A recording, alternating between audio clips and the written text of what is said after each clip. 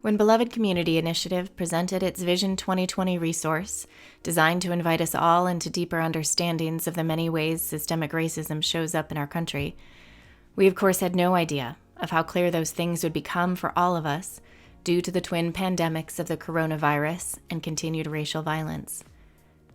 In January, BCI worked with the University of Iowa, community organizations, and city and county officials to plan over a week of activities to celebrate and honor Dr. Martin Luther King Jr. The week kicked off with a voter registration and education event that BCI supported by creating infographics in English, Spanish, Arabic, Lingala, and Swahili, explaining racism's impact on issues like education, housing, and more, and why, if those issues are ones you care about, voting is essential. It was an amazing night of community building, voter education, and voter registration. BCI engaged with community members at the Dr. King Day of Service and also hosted a free screening for community members of Selma at Film Scene in Iowa City. In February, BCI sponsored and hosted several events as part of the National Black Lives Matter at School Week, a book discussion for educators and parents on Bettina Love's book, We Want to Do More Than Survive, a gala to celebrate local Black educators, and a books and breakfast event that was free for families and allowed them to choose free books to keep. We also hosted a documentary screening for one of our partners, Humanize My Hoodie, that aims to educate people about racism and reduce the threat perception of Black and brown bodies in hoodies. In addition to the screening, they gave away hoodies to young people and held a community discussion. Our plans for March through May were, of course, put on hold because of the pandemic. Our Ethnic Studies Leadership Academy that we had received grant funding for at the end of 2019 had just had their first meeting when everyone turned to sheltering at home and schools stopped meeting in person. As we look towards the rest of the year, we're exploring with Sankofa, our ministry partner, how to shift that program to achieve the same goals in a new way. With the death of George Floyd in May, and as the news began to emerge at just how disproportionately the pandemic was affecting people of color's infection rate and health outcomes, especially because of decades-long issues of systemic racism, the urgency for us to shift to online platforms to help people engage the work of dismantling racism became clear. Our training for church leaders shifted to an online format, and by the end of 2020, we will have offered 7 online trainings. Thank you so much to all of our trainers who are dedicated to continuing this work, even under challenging circumstances. As people sought resources on how to become a better ally and accomplice to the Black Lives Matter movement, we hosted an online panel called Solidarity for an Anti-Racist Community that was attended by over 100 people live and another 80 in showings after the event. We helped host the Johnson County Kids Day of Action, where children and families could come together in a safe, physically distanced way to talk about racism, a model that could be replicated by every town in Iowa. With the Johnson County Interfaith Coalition, we organized and hosted a change assembly with 130 participants of all different faiths, focused on how our different faiths compel us to confront and eliminate racism from within our faith communities and in the world.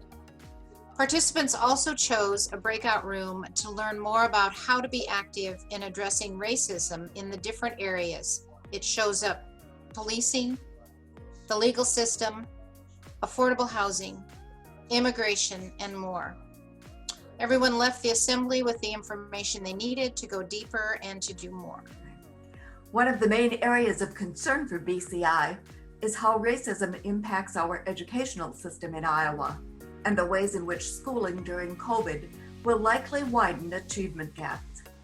This summer, we were invited to partner with the City of Iowa City and local community groups to help host a science camp.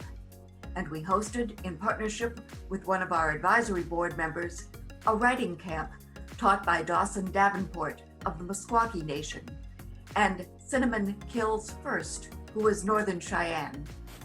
Participants learned creative writing skills along with some of the history of the teacher's indigenous tribes. We are working with Johnson County Interfaith to produce nonpartisan voter education videos in English, Spanish, and Arabic about the ways racism impacts healthcare, housing, education, immigration, and employment, and the importance of voting in local, state, and national elections with those concerns in mind. The work continues to spread across the state. Christ Cedar Rapids has begun its own chapter of Beloved Community, studying together and engaging in adult forum topics this spring, focused on how the pandemic was affecting their community, especially their Black and Brown community members. Groups and individuals are each month using our 2020 vision materials to learn, notice, engage, and pray. We consulted with churches interested in conversation groups and book and film study groups. Episcopalians across Iowa participated in the 3 days Becoming Beloved Community Now, focused on truth, justice, and healing, hosted by the Presiding Officers Group on Beloved Community. We're so grateful for our 2 dedicated and passionate advisory boards. Our Diocesan Board, who helps us support the work of dismantling racism in our Episcopal churches, and our Community Board, who helps us plan programs, community conversations, and keeps tabs on pressing issues of racial justice in the community. What sort of nation and world will we be after this pandemic has passed is still yet to be determined. Will we have paid attention to all of the things that the pandemic is laying bare for us? Will we finally have the will to make substantive changes towards a better, more just future for all of God's creation? In Stand Your Ground, Black Bodies and the Justice of God, Kelly Brown Douglas writes about Kairos time.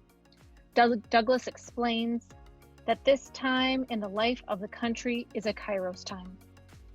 Kairos time is the right or opportune time.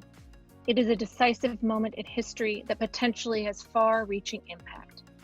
It is often a chaotic period, a time of crisis. However, it is through the chaos and crisis that God is fully present, disrupting things as they are and providing an opening to a new future, to God's future.